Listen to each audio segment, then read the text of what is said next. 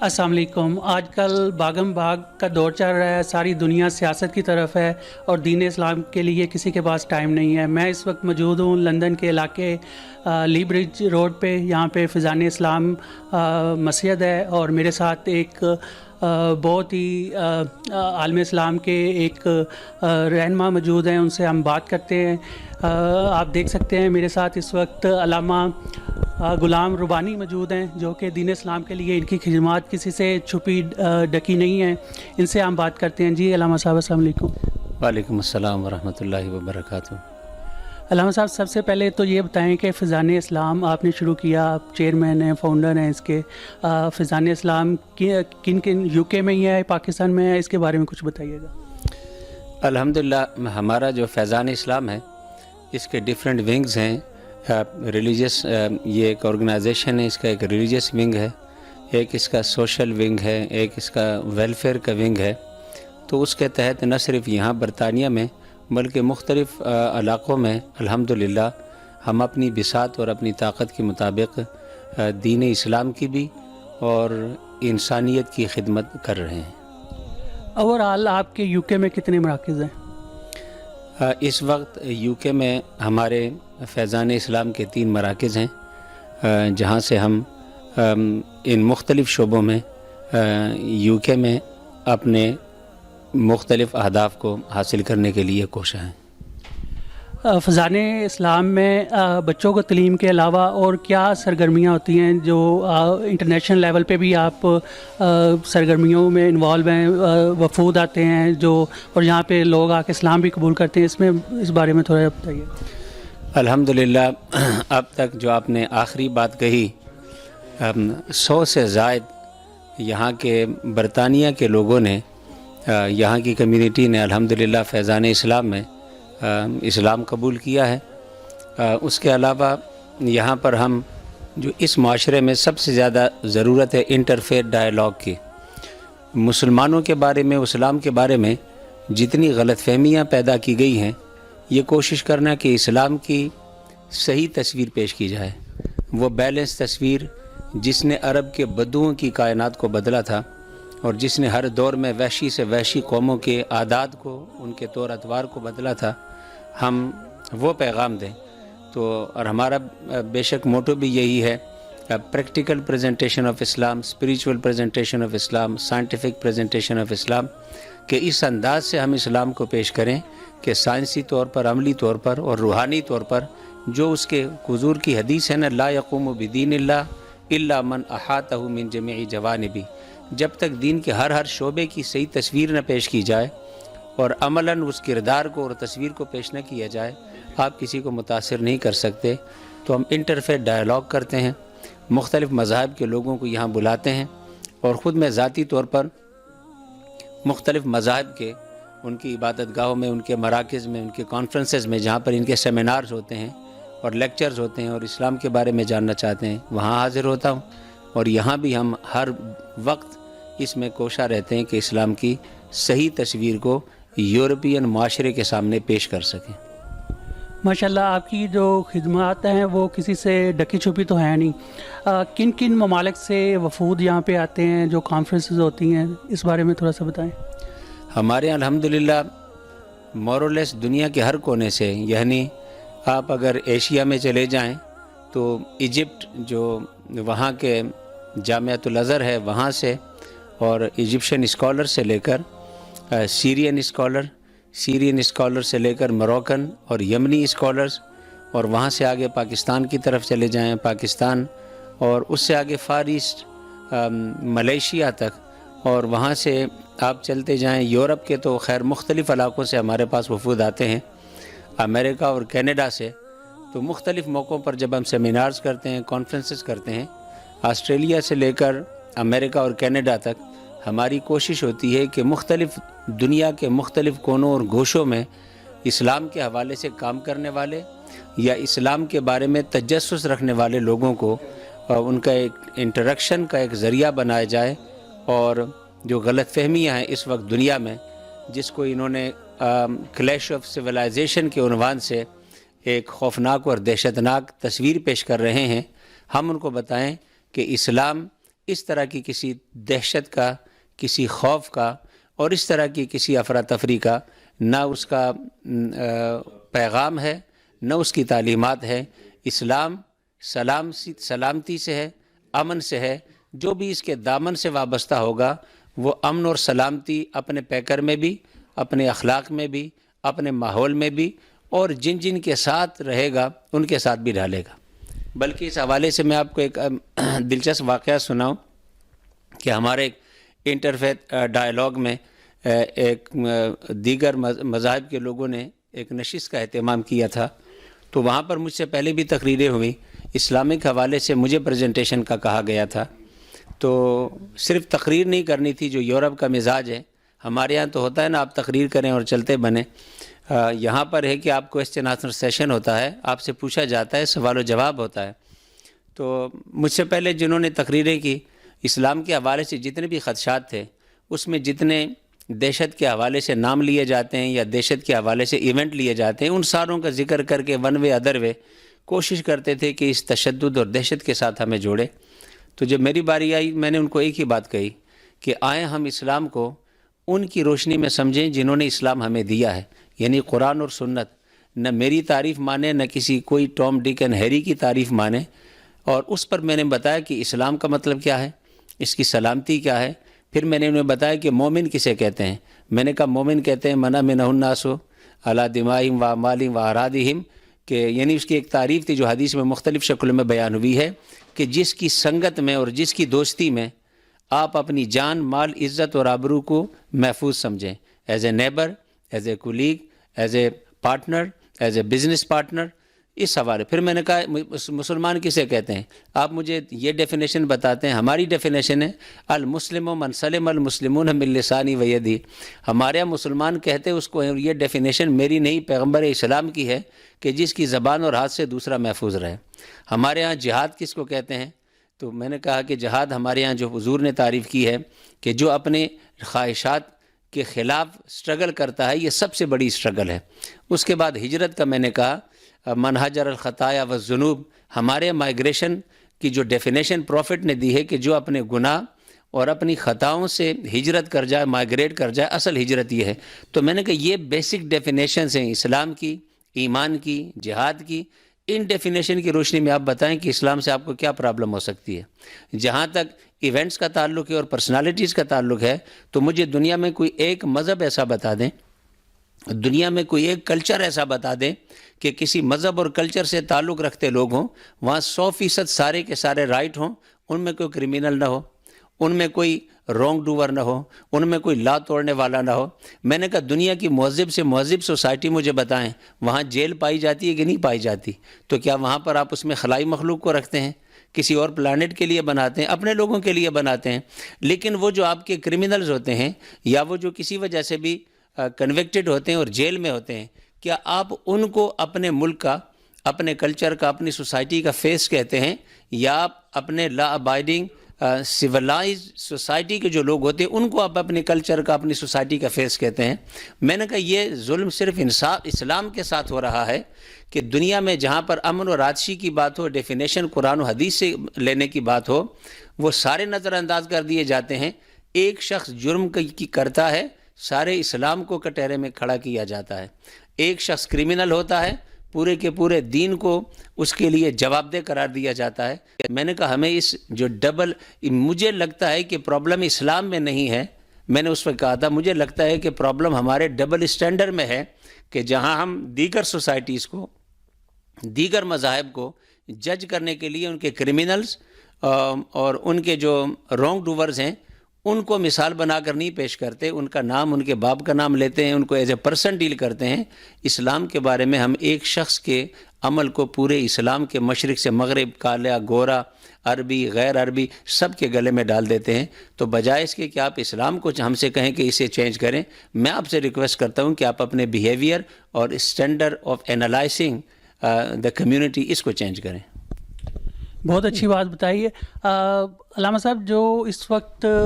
حالات چل رہے ہیں کرونا کے، اس کا امپیکٹ بچوں کی تعلیم، کیونکہ آپ کے ادارے ہیں، بچے جہاں پہ پڑھتے ہیں، تعلیم حاصل کرتے ہیں، ان پہ اور مساجد کے جو ادر ایکٹیویٹی تھی ان پہ کتنا حد تک کرونا وائرس کا اس کا افیکٹ ہوا ہے؟ یہ میں سمجھتا ہوں ایک طرف سے اللہ کی طرف سے آزمائش بھی ہے، امتحان بھی ہے، لیکن دوسری طرف سے یہ ہمارے لیے بعض چیزیں ایسی ہیں کہ جن سے ہمیں ان حالات میں، جس کو کہتے ہیں کہ ضرورت ایجاد کی ماں ہے، جب انیشیلی ہمیں یہ پرابلم ہوئی تو ہم سوچتے تھے کہ ہمارے ہاں جو سینکڑوں بچے پڑھتے ہیں اور مختلف سینٹرز میں ہیں، ان ساروں کا اور جو ہماری ایڈلٹس کلاسز ہوتی ہیں ان کا ہم کیا حل نکالیں گے۔ اب اللہ کا کرنا ایسا ہوا کہ اس کے بعد پھر یہ جو آن لائن کلاسز کا کنسیپٹ ہے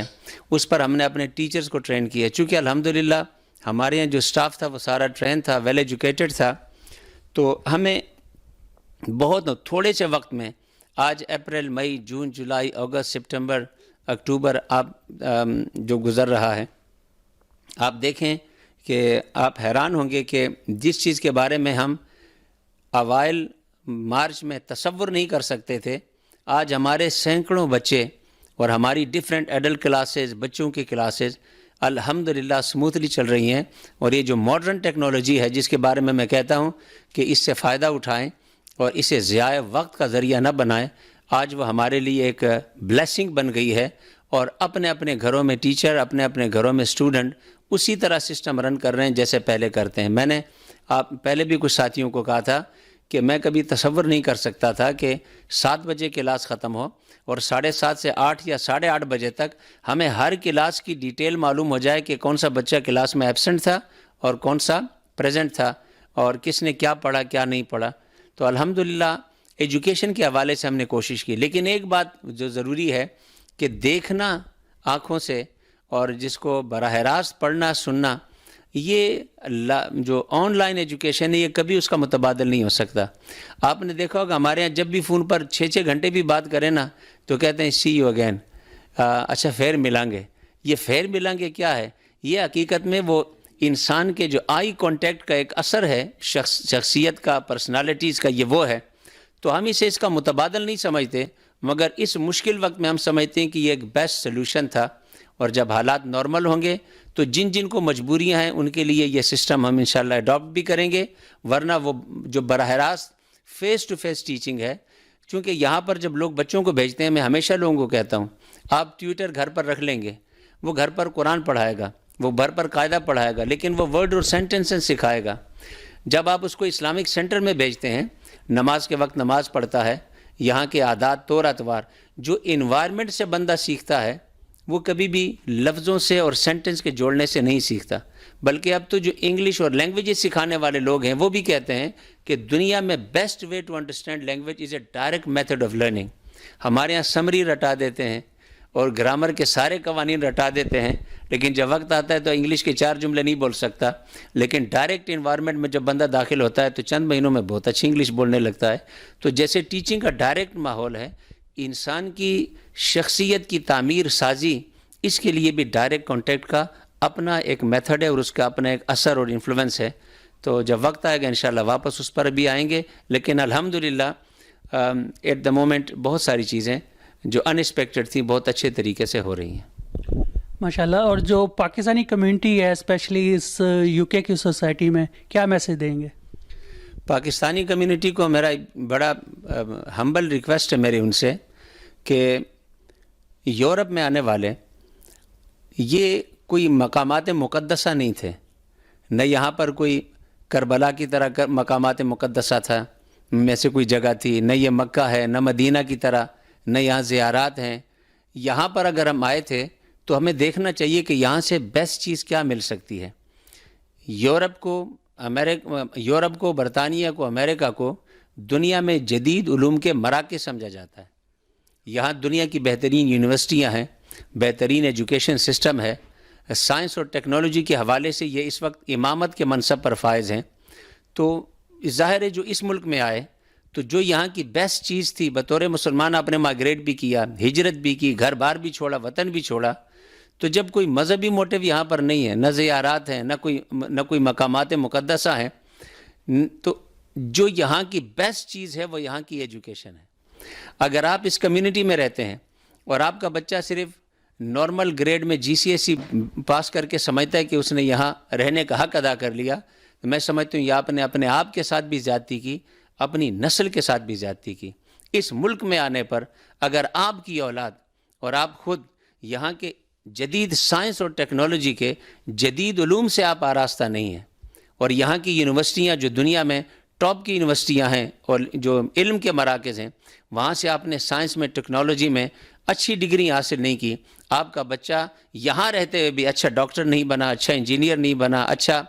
آئی ٹی اسپیشلسٹ نہیں بنا، اچھا ڈگری ہولڈر نہیں بنا، اور اس کے ساتھ ساتھ مسلمان ہونے کے ناطے اس کے کردار سے اسلامک کیریکٹر کا ریفلیکشن نہ ہوا جو اخلاق کا مروت کا درس دیتا ہے،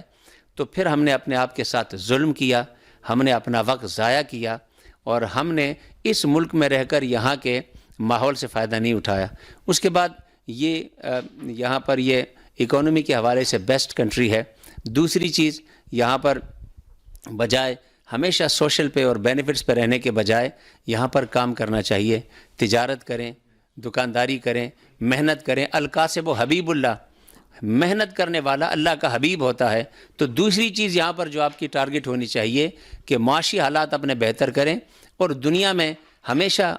منگتے نہ بنیں، ہاتھ پھیلانے والے نہ بنیں۔ وہ جو مشہور حدیث ہے نا کہ لینے والے کے بجائے دینے والے بنیں۔ اس مقام پر نہ بیٹھیں کہ جہاں آپ دیکھیں کہ کل میری مدد کون کرے گا، اس مقام پر بیٹھیں کہ کئی لوگ یہ سوچیں کہ یہ بندہ میرے لیے کتنا کارآمد ثابت ہوگا۔ اگر یہ دو چیزیں آپ نے یہاں اچیو کر لی ہیں تو آپ کے آنے کا مقصد پورا ہے۔ اگر یہ دو چیزیں آپ میں نہیں ہیں تو ہم نے اپنے آپ کے ساتھ ظلم بھی کیا، دھوکہ بھی کیا، اپنی اولادوں کے ساتھ بھی ہم نے زیادتی کی۔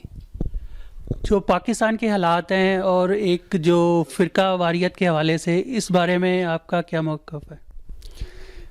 فرقہ واریت کے حوالے سے تو ہمارا پہلے دن سے ایک بڑا سمپل موقف تھا کہ نبی کریم صلی اللہ علیہ وسلم نے مختلف گروپوں کو، مختلف ٹکڑوں کو، مختلف جماعتوں کو، بکھری ہوئی انسانیت کو جمع کر کے فرمایا وَكَذَلِكَ جَعَلْنَاكُمْ أُمَّةً وَسَطًا، ایک انٹرنیشنل امت بنایا، عالمگیریت کی بنایا۔ ہم اس نبی کے ماننے والے ہیں جنہوں نے اپنے آخری خطبے میں کہا تھا کہ لا فضل لعربی علی عجمی ولا لعجمی علی عربی، کالے کو گورے پر، گورے کو کالے پر، عربی کو اجمی پر، اجمی کو عربی پر، یعنی اسود احمر، یہ سارے امتیازات مٹا دیے تھے، اور انسانیت کو ایک لڑی میں پرو کر کہا تھا کہ کلکم من آدم و آدم من تراب، تم سب آدم کی اولاد ہو اور آدم کو اللہ نے مٹی سے بنایا تھا۔ ان اکرمکم عند اللہ اتقاکم۔ ہمارے ہاں یہ بدنصیبی ہے کہ جہاں پر پوری انسانیت کو جمع کرنے اور وحدت کا تصور تھا، آج ہم اس سے دور ہوتے چلے جا رہے ہیں۔ اعتصام بحبل اللہ واعتصموا بحبل اللہ جمیعا ولا تفرقوا، یہ قرآن کی نص ہے کہ فرقوں میں نہ بٹو،